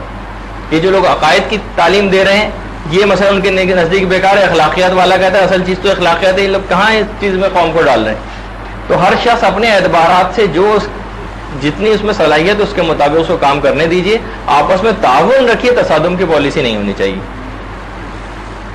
تو بہرحال اچھا اب ہاں تو لوگوں میں جو اگر تبدیلی لانی تو دین تو بہت ساری چیزوں کا نام ہے. تو کوئی تو ایک ایسی چیز ہوگی جس سے معاشرے کے اندر ہم کوئی بڑی تبدیلی لا سکیں. تو ایک چیز پر علماء متفق ہیں کہ اگر معاشرے کو آپ نے اس ایک چیز کا پابند بنا دیا تو باقی تمام برائیاں خود بخود اس میں سے ختم ہو جائیں گی. وہ ہے کسی بھی طریقے سے اپنی تقریروں میں موضوعات میں سے گھیر گھار کے کہیں نہ کہیں سے نماز کو موضوع بنا دیا. یعنی لوگوں کو اگر آپ نے نماز کا عادی بنا دیا، ابھی بھی اتنے نماز کرنے کے باوجود بھی میجورٹی آپ کی نماز کی عادی نہیں. وہ نماز کو قبولیت ہونا اور عرفانی منازل تک پہنچنا وہ تو بہت بلند دور کے مرحلے ہیں. ابھی تو لوگ پہلے مرحلے ہی پر اٹکے ہوئے ہیں کہ نماز بھی ان کی ٹھیک نہیں. تو بہرحال اب یہ میرا خیال ہے کہیں کھٹکھٹایا کسی نے دروازہ. اچھا تو نماز کا اگر کسی طریقے سے آپ پابند لوگوں کو بنوا دیں تو پھر شیطان کے لیے ان کو بہکانا بہت مشکل ہو جاتا. اچھا پھر یہ ایک اہم ترین نقطہ ہے, اس پہ آپ کو خاص طور پر اپنی تقریروں میں یا جو بھی مجلس سے آپ اپنے تیار کریں گی, لوٹ پھیر کر کے کہیں نہ کہیں سے گھما کر نماز کے متعلق کوئی نہ کوئی بات, کہ مثلا نمازوں کو قضا کرنے کا کتنا بڑا نقصان ہے, اور ہر لحاظ سے نماز کی اہمیت کو آپ اجاگر کیجیے. یہ نہ سوچیے کہ وہی والی پرانی بات کہ جناب یہ تو اتنا زیادہ لوگ سن چکے ہیں, کوئی نیا مضمون ہونا چاہیے. جی نہیں, وہ مرض ابھی تک برقرار ہے, نئی گولی دینے کا کوئی فائدہ نہیں, وہی پرانی چلے گی. اچھا اب دیکھیے ایک اور بھی چیز ہے کہ ہر شخص پر تبلیغ دین کی ذمہ داری ہے. ہر مومن اور مومنہ کا یہ فریضہ ہے تبلیغ دین. کنتم خیر امت اخرجت للناس تأمرون بالمعروف وتنہون عن المنکر, قرآن کی آیت ہے. کنتم خیر امت, کہ تم کتنی اچھی امت جو امر بالمعروف کرتے ہو اور نہی عن المنکر کرتے ہو. اچھا پوری امت خطاب عمومی, یعنی پوری امت کو خطاب ہے کہ یہ پوری امت کا فریضہ ہے. اچھا اس کا مطلب تو یہ ہوا کہ اب لوگ یہ سمجھتے ہیں کہ شاید سب کے سب لوگوں کو تقریریں کرنی سیکھنی چاہیے, سب کے سب لوگوں کو ممبر پہ بیٹھ جانا چاہیے. جی نہیں, جو شخص دین کا جو کام کر سکتا ہو, جس کو خدا نے علم دے دیا, اس کے اوپر یہ ذمہ داری کہ ٹھیک ہے اپنے علم کو وہ ظاہر کرے. جس کے پاس علم اتنا نہیں ہے لیکن خدا نے اس کو مال دیا ہے, تو وہ اپنے مال کو قائم مقام بنائے. ٹھیک ہے, آپ تبلیغی امور میں یوں حصہ لے سکتی ہیں کہ آپ نے کچھ کتابیں آپ نے خریدی, اپنے رشتہ داروں میں تقسیم کر دی, اپنے دوست احباب کو تحفتاً دے دی. کوئی کتاب آپ نے خرید لیا زیادہ تعداد میں, 8-10 کی تعداد میں اپنے لوگوں تک تقسیم کر دیا. اس طریقے سے آپ کو معاشرے کے اندر کام کرنا پڑے گا. اچھا جس کے پاس یعنی علم ہے تو علم کے لحاظ سے کام کرے, جس کے پاس مال ہے تو وہ اپنے علم کا قائم مقام مال کو بنائے اور مال کو خرچ کرے. اچھا جس کے پاس مال نہیں تو ٹھیک ہے جسمانی اس کے پاس صلاحیتیں ہیں, وہ مثلا اچھا مالی کے سلسلے میں جیسے کسی کے پاس اگر اپنی گاڑی ہے تو علماء کو درس و تدریس کے لیے مجالس کے لیے اپنی گاڑی پیش کر سکتا ہے لانے لے جانے کے لیے. کسی کے پاس مثلا کوئی پروگرام ہو رہا ہے اس میں آپ چائے ہی فقط بنا سکتی ہیں یا بھجوا سکتی ہیں تو آپ یہی فقط کام کیجیے. یعنی کوئی نہ کوئی اپنے ذمے کام ضرور آپ ایسا لے کر رکھیے. یعنی ایسا نہ ہو کہ مثلا ٹھیک ہے کسی اور کا پروگرام ہو رہا ہے تو ہمیں اس سے کیا غرض, ہونے دیجیے. یعنی آپ کو خود بھی بڑھ کر آگے دین کے کام لینے. تو بہرحال اس کے اندر یعنی جس کے اندر جو جسمانی صلاحیتیں ہوں وہ اپنے طور پر جسمانی اعتبار سے اس کے اندر کام کرے. اور اگر کچھ بھی آپ نہیں کر سکتی تو خدا نے زبان تو دی ہے, تو فقط پھر دعا ہی کرتی رہیے جو لوگ اس سلسلے میں کام کر رہے ہیں ان کے لیے. اچھا پھر اس کے بعد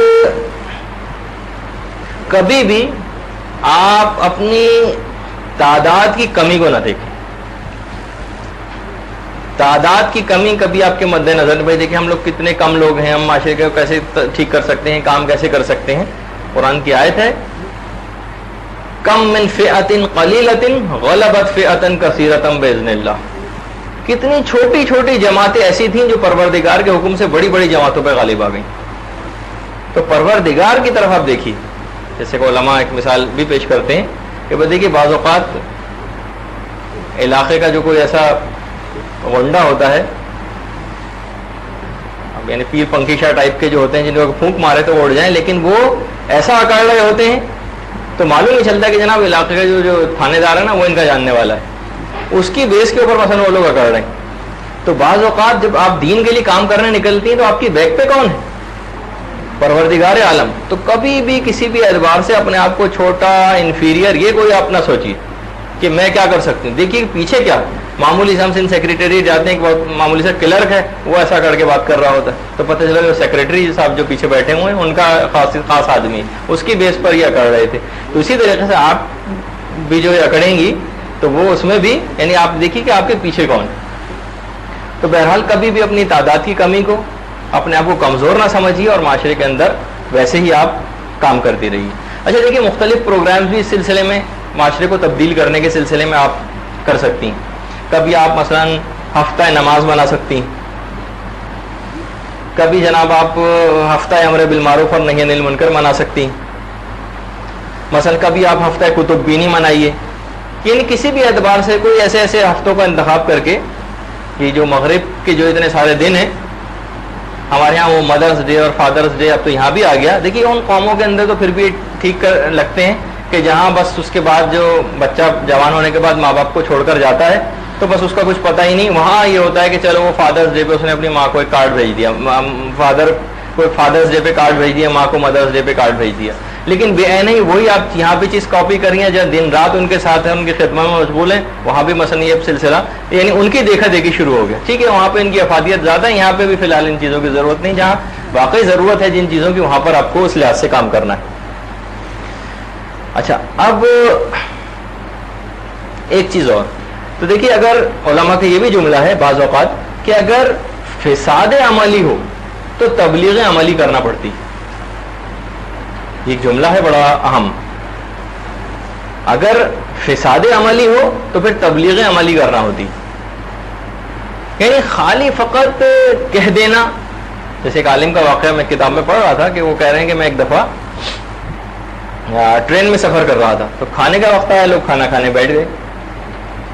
اب ایک شخص کوئی بوٹی وغیرہ کھا رہا تھا کہ اس کے ہاتھ سے زمین پہ گر گئی.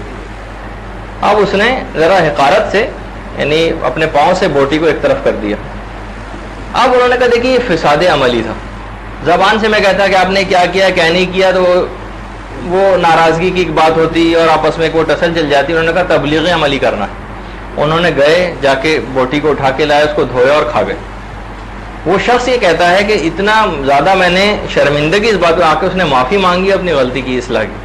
اگر اس وقت صرف قولی تبلیغ کرتے کہ میاں یہ تم نے کیا کیا اور اس کو مختلف مذمت کرتے تو اس کے اندر ایک اور ریجڈنیس اور ایک اکڑ پیدا ہو جاتی. وہ بھی جواب میں کچھ کہتا ہے کہ میں کوئی گندی چیز اٹھا کے کہا جاؤں. انہوں نے تبلیغ عملی کی. یا جیسے ایک قیام پاکستان کے زمانے کا ایک واقعہ مثلا ملتا ہے کہ ایک نواب صاحب کے یہاں دعوت تھی, تو اس زمانے میں کوئی بھنگی جو ہے وہ مسلمان ہو گیا. انہوں نے اچھا وہ دیندار تھے, خاص طور پر اس کو بلایا. اچھا لوگوں کو تو پتا تھا کہ مثلا یہ جمعدار تھا, اب یہ مسلمان ہو گیا, تو انہوں نے کوئی اس کے پاس دعوت میں بیٹھنے کو تیار نہ اس کے ساتھ کھانے میں. وہ خود آئے اور اس کے ایک ہی پلیٹ میں انہوں نے کھایا کہ اس شخص کے ذمے تو اب کوئی گناہ ہی نہیں, تو ایسا مسلمان ہوا ہے کہ کوئی ذمے گناہ نہیں, تو یہ سعادت میں حاصل کروں گا کہ اس کے ساتھ اس کی پلیٹ میں کھانا کھاؤں. تبلیغ عملی یعنی آپ لوگوں کو کر کے بھی دکھائیے. رسول کی سیرت میں بھی یہی ملتا ہے کہ جو بھی حکم رسول کو ملتا تھا رسول کر کے دکھاتے تھے. یعنی اگر فقط آپ زبانی آپ کلامی بات کریں گی نا تو کوئی اس کا اثر نہیں ہوگا. آپ کو عملی طور پہ بھی کر کے دکھانا ہے. نماز شب کے اوپر آپ پوری تقریریں کر کے آئیں اور خود نماز شب پڑھ نہیں رہی. نماز جعفر تیار کی پوری آپ نے مجلس پڑھی ہے اور آپ خود اس کی طرف سے غافل. تو یہ چیز نہیں کرنا ہے, آپ کو خود بھی اس چیز کو انجام دینا ہے. اچھا دیکھیے, یا مثلا یہ عملی تبلیغی میں کہوں کہ ایک عالم کا ملتا ہے, وہ کہہ رہے ہیں میں ایک دفعہ ایک سفر پہ گیا تو ٹرین میں بہت سارے لوگ بیٹھے تھے. نماز کا وقت آیا تو ان کے ساتھ ایک بہت ہی کوئی جج صاحب بیٹھے ہوئے تھے, کوٹ پینٹ ٹائی وغیرہ لگائے ہوئے. نماز کا وقت آیا تو کہنے کا اگر اب میں اس سے کہتا کہ چلیے چل کے نماز پڑھیے تو ہو سکتا ہے کہ وہ منع کر دیتے. کہنے کہ میں نے ان سے بالکل ظاہر نہیں ہونے دیا اور میں نے کہا کہ آپ تشریف رکھیں, میں ذرا بھی نماز پڑھ کر آتا ہوں.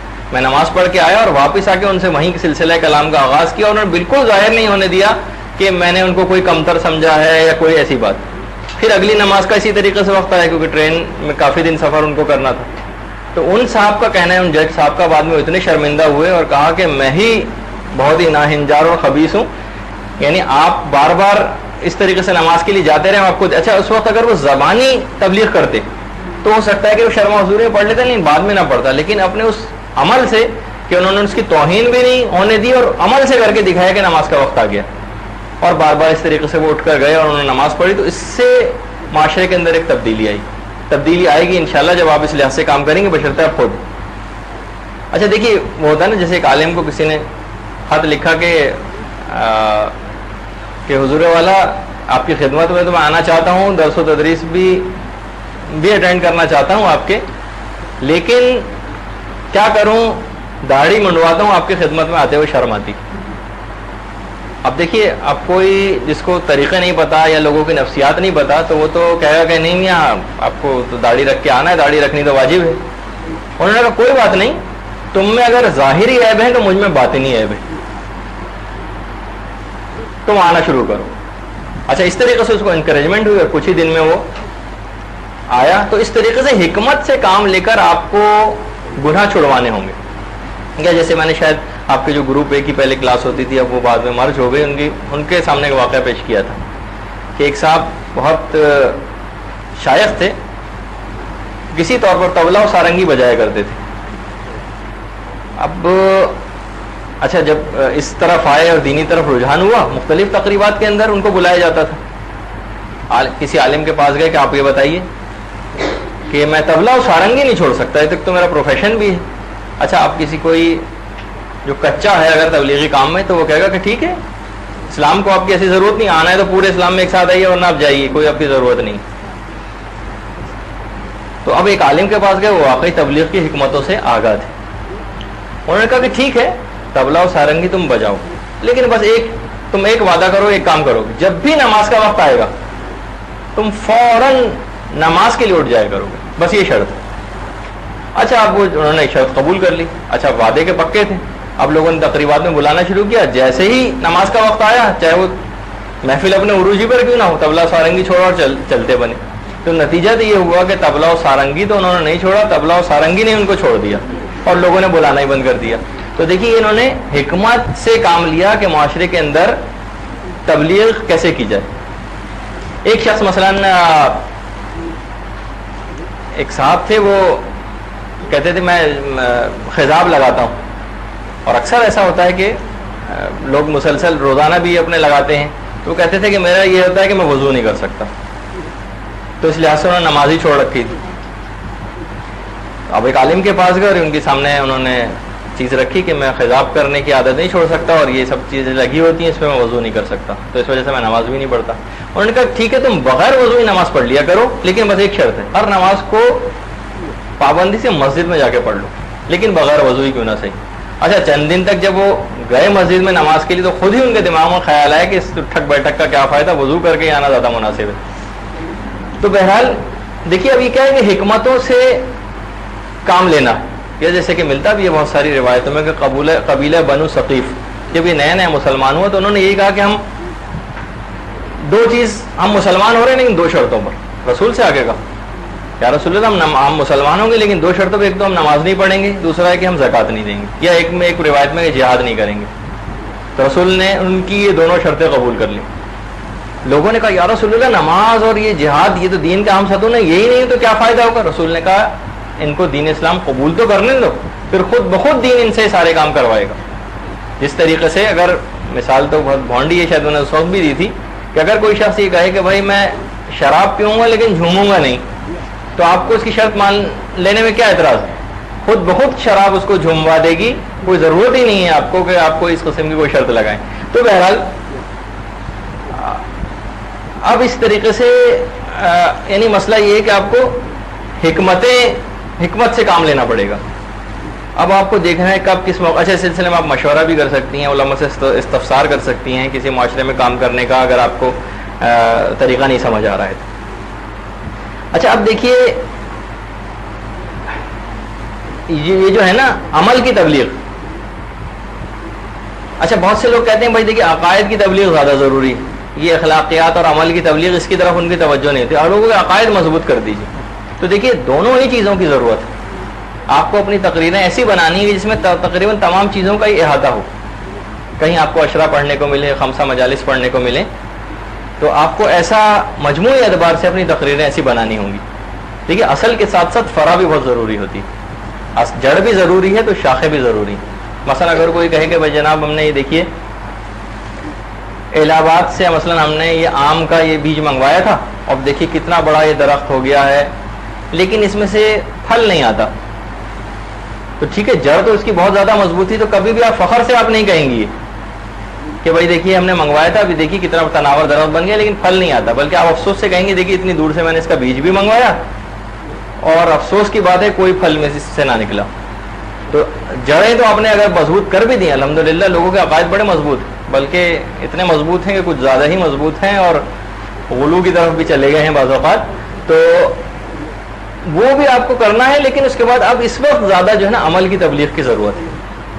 اچھا دیکھیے عقائد کی تبلیغ میں بار بار کہنے کی ضرورت نہیں پیش آتی, کیونکہ عقائد کا فساد, اچھا شروع میں تھوڑا سا تنفر ہوتا ہے لوگوں کے، یعنی اگر اپنے عقیدے کے ذرا سے خلاف جو لوگوں نے عقیدے بنا رکھے ہیں اس کے خلاف بات ذرا سی ان کو سننے کو ملے تو طبیعت میں ایک دم سے کھچاؤ پیدا ہوتا ہے.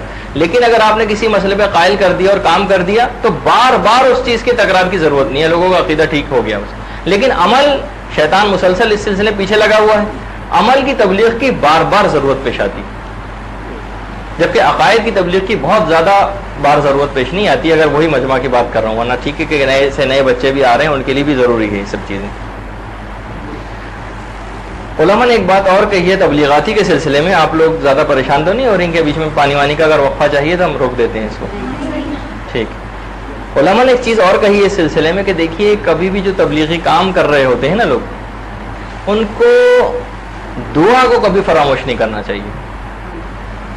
اپنی تقریر کی اثر پذیری کے لیے دعا، خود اپنی اصلاح کی طرف سے کبھی بے فکر نہ ہو جائیں، اپنے لیے دعا، پروردگار عالم سے دعا کریں اور پھر کام کریں. صبر اور شکر اس سے بھی کام لیں، یعنی اگر آپ کو اپنی تقریروں کا اثر لوگوں کے اندر نظر آ رہا ہے تو شکر پروردگار بھی انجام دیں. دعا، صبر اور شکر یہ خصوصی چیزیں. خلوص حاصل کرنے کی مسلسل کوشش کرتے ہیں. یہ ہمارا جو نیا آپ کا سلیبس ہے ایڈوانس کلاس کا، اس میں خلوص نیت کو خصوصی طور پر ہم نے مد نظر رکھا ہے، اور اخلاص کو ہم بڑھائیں کیسے اپنے، اس کے بھی طریقے اس کورس کے اندر شامل. دیکھیے یہ بات یاد رکھیے، کبھی بھی کوئی چیز شروع سے کامل نہیں ہوتی.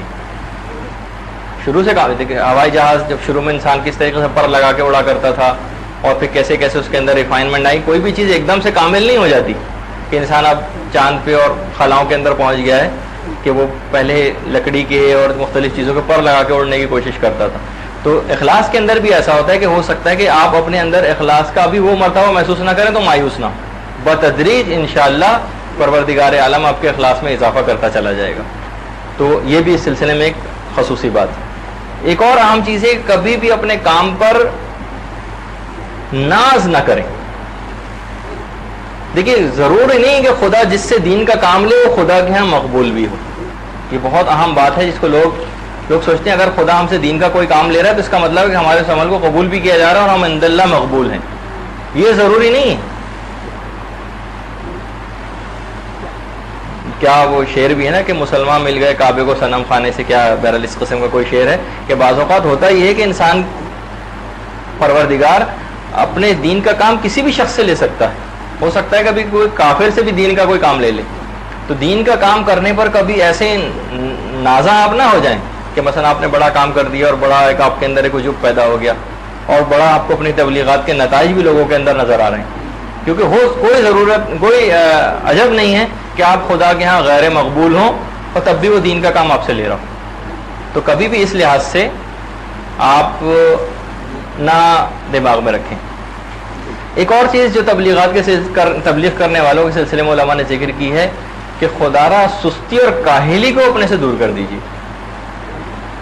کہ بس فقط دیکھا ہے ہم نے مختلف ذاکرات کو کہ مثلا 10-12 صرف مجلس انہوں نے رٹ لی اور مختلف علاقوں کے اندر بس وہی لوٹ پھیر کر کے پڑھتی رہتی ہیں اور پھر اس کے علاوہ اس کے بعد پورے 11 مہینے یا مثلا پورے 10 مہینے بالکل اطمینان سے بیٹھی ہوئی.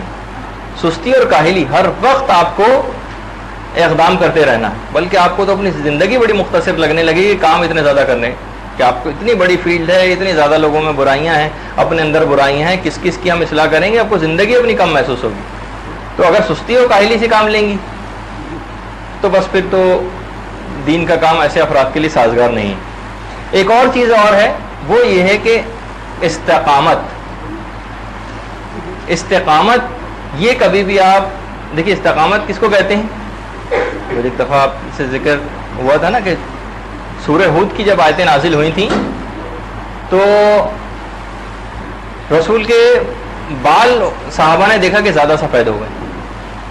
تو رسول نے پھر یہی کہا تھا کہ سورہ ہود اور ایک اور سورہ کے متعلق کہ انہوں نے مجھے بوڑھا کر دیا. اس کی ایک آیت ہے فاستقم کما امرت، اے رسول استقامت اختیار کرو جیسا کہ تمہیں حکم دیا گیا. یعنی ایسا نہ ہو کہ کوئی کام آپ نے اسٹارٹ کیا، آپ تھوڑے ہی دن میں ہم دیکھتے ہیں کہ ہماری طبیعتوں کے اندر اتنا زیادہ ہم وولٹائل طبیعت کے ہو گئے ہیں کہ کوئی کام شروع اس وقت تو جوش و جذبات میں آ کے شروع کیا لیکن بس پھر مدرسے میں جوش و جذبات سے ایڈمیشن لے لیا, چند دنوں میں مثلا وہ بھوت اتر گیا اور اس کے بعد آپ گھر جا کے بیٹھ گئیں. ابھی انکریجمنٹ کی کچھ تقریریں آپ کو سننے کو مل گئیں تو آپ نے کچھ کام کرنا شروع کر دیا, پھر آہستہ آہستہ جوش ٹھنڈا ہو گیا تو بات ختم ہو. استقامت, مستقل بے تکان کام کرتی چلی جائیے دین خدا کے لیے. یہ مبلغین کے لیے خصوصی طور پر سستی اور کاہلی کو دور ہٹائیے اور استقامت اختیار کیجیے. دوسری چیز ایک اور یہ ہے کہ معاشرے میں جس طریقے سے کام کرنا ہوتا ہے وہ دیمک کی طرح کام کرنا زیادہ مناسب ہے بنسبت بھونکنے والے کسی جانور کے. سخت جملہ میں نے بڑا استعمال کیا, یعنی ایسا نہ ہو کہ لوگ تو آپ کی نسبت بہت زیادہ متوجہ ہو جائیں, جیسے کہ ہوا قوم کے ساتھ ہوا کہ ہمارے کچھ نوجوان ایسے جذباتی ہو گئے اور اندر سے دم خم تھا نہیں, دشمن اتنا زیادہ متوجہ ہو گیا اور اس نے ایسا آپ کو ختم کرنا شروع کیا, جبکہ قوم سمجھیں غبارے کسی کیفیت تھی, جب غبارے سے ہوا نکلی تو سب کو پتہ چل گیا تو کچھ بھی نہیں.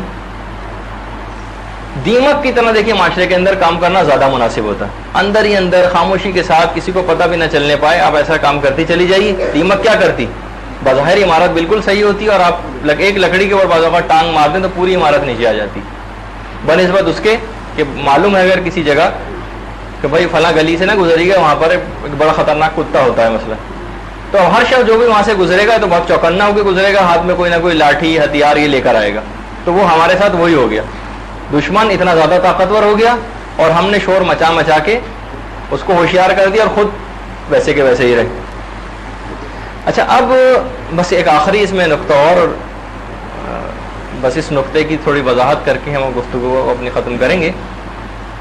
وہ یہ ہے کہ دیکھیے وہی میں نے جو سب سے پہلے والی بات پہ پھر دوبارہ جا رہا ہوں, جب تک آپ اپنے اندر سے وہ اخلاقی اور روحانی برائیاں ختم نہیں کریں گی اور اس عمل سے آپ کی ذات خالی ہے تو یقین کیجئے کوئی بھی نتیجہ برآمد نہیں ہوگا. آج کی حد تک کی ہماری گفتگو اختتام پذیر ہوئی. تو صلی اللہ علیہ محمد وعلیہ الطیبین